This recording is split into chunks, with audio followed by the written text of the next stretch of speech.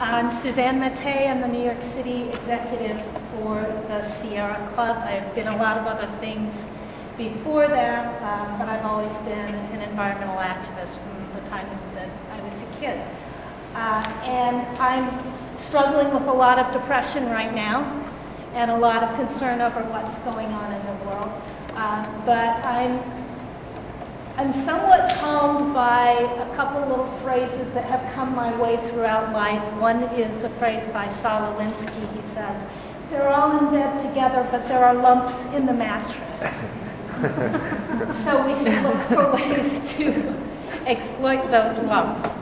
And another phrase that I'm not sure if anybody said it or if it's just something that came to me one time, which is people have a tendency to recognize the truth when they hear it.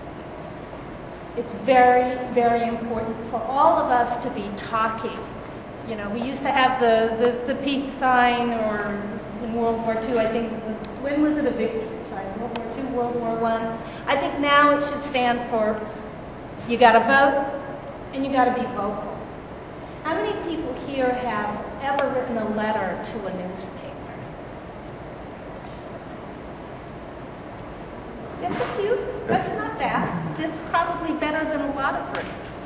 Everybody in this room who feels strongly about something should be writing letters to newspapers.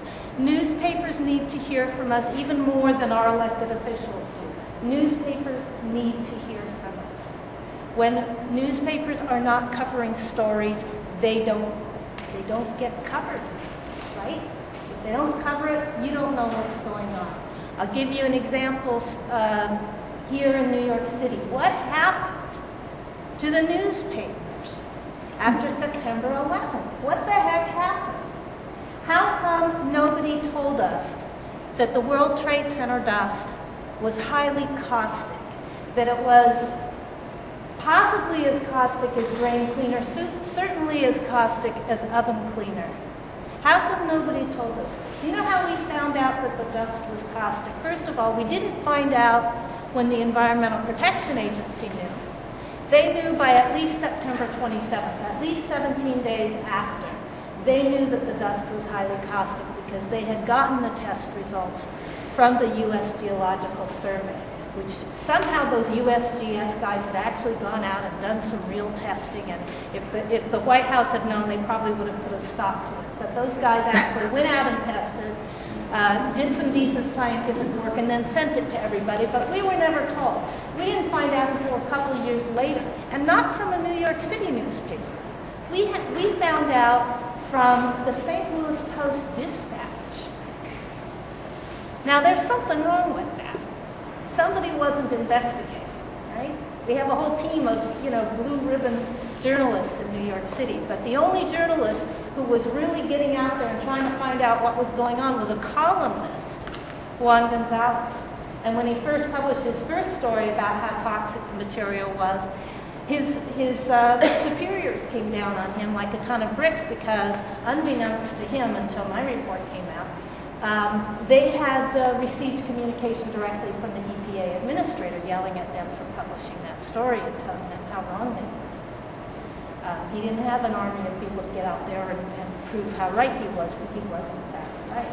How did we find out that a scientist, again, apparently unbeknownst to some of the powers that be, was up on a rooftop measuring ultra-fine particles? This is the same scientist who had gone out and measured the pollution from the Kuwaiti oil fires, and he found that the ultra-fine particulates from the World Trade Center that the conditions were more toxic than from the Kuwaiti oil fires. How did we find that out? Did we find that out from any newspaper in New York City? No. We found out from the Sacramento Bee. So the St. Louis Post-Dispatch and the Sacramento Bee were telling New Yorkers what was going on in their own city, and I find that horrendous. And if we don't get on our media and start demanding that they stop behaving like stenographers and start behaving like journalists, we're never going to know what's going on. And in this case, it was really seriously harmful to a lot of people's health.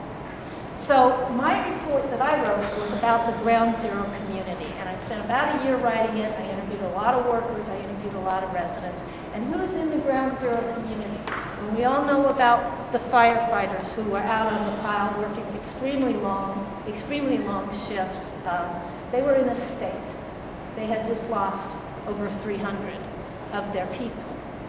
What a lot of people don't know is that twice as many, well over 600, about 700 firefighters have since had to retire or go on medical leave or go on restricted duty because of health impacts from breathing in all of that World Trade Center dust. So we are seriously down for the count in terms of our first responders. We have lost so many of our most experienced first responders because the government lied to us. Now, when I say lie, and that's a very strong word, and oftentimes focus group people will tell you, don't use the word lie. You know, that turns people off. But they knew how toxic this material was. The attack was a surprise, but the pollution was not. The Federal Environmental Protection Agency had been studying the products of demolition and incineration for decades. I mean, when I was first researching this, I came across an article by a scientist from Rutgers who pointed out